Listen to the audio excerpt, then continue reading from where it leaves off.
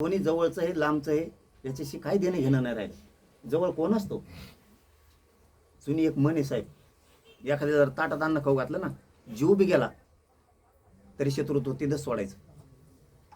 हे हे मराठ्यांचं आहे. गोड बोलून जवळ घ्यायचं मग घात करायचा असे नसते जवळचे. आणि ज्या जातीसाठी मी करतोय त्याच जातीतले काही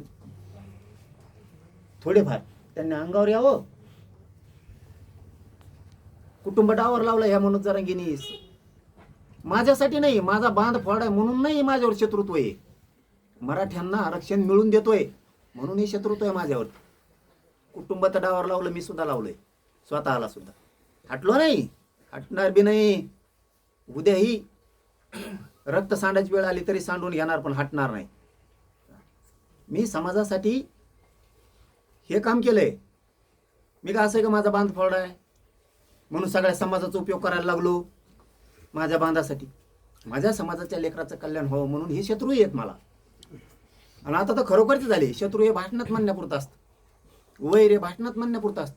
अरे खरोखरच वैरी शत्रू झाले, ते सुपाऱ्या द्यायला लागले डायरेक्ट.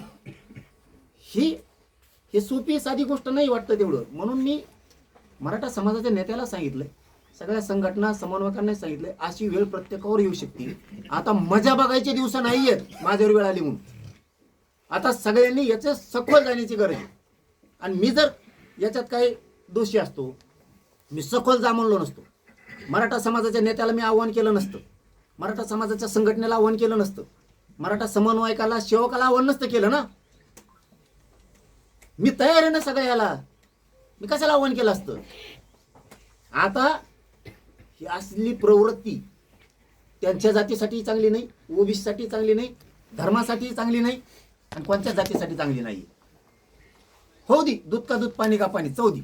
सगळ्यात भारी येत म्हणते तीच, जिथं हात खुटते सरकारचे तिथं नार्को टेस्ट.